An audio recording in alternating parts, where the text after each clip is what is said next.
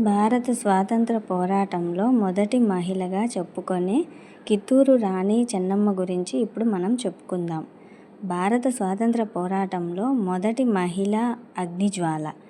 British సామ్రాజ్యాన్ని సవాలు చేసిన వీరరాణి ఆమె కిత్తూరు రాణి చెన్నమ్మ. 1878లో జన్మించిన చెన్నమ్మ చిన్ననాటి నుంచే యుద్ధ విద్యల్లో నైపుణ్యం సాధించింది.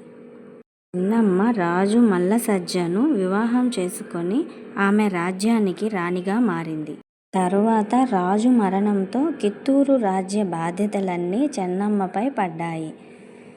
ఈమెకు ఈ పిల్లలు లేనందున ఒక బాలుడిని దత్తత తీసుకొని పెంచుకుంది.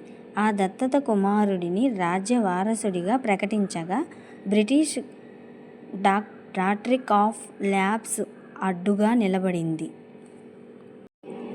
ఈ అన్యాయానికి తలవంచని చెన్నమ్మ బ్రిటిషులకు ఎదురుగా నిలిచింది.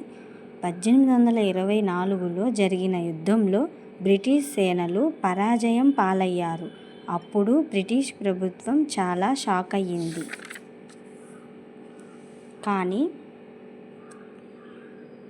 కానీ మోసం చేసి బ్రిటిషులు మళ్ళీ దాడి చేశారు. వీరరాణిని చెరసాలలో బంధించారు. 1829లో ఆమె జైలులోనే వీరమరణం పొందింది. కిత్తూరు రాణి చెన్నమ్మ ఆమె ఓ రాణి కాదు, ఒక యుద్ధం, ఒక చరిత్ర, ఒక ప్రేరణ. హాయ్ ఫ్రెండ్స్, ఈ వీడియో మీకు నచ్చినట్లయితే లైక్ చేయండి, అలాగే సబ్స్క్రైబ్ చేసుకోండి.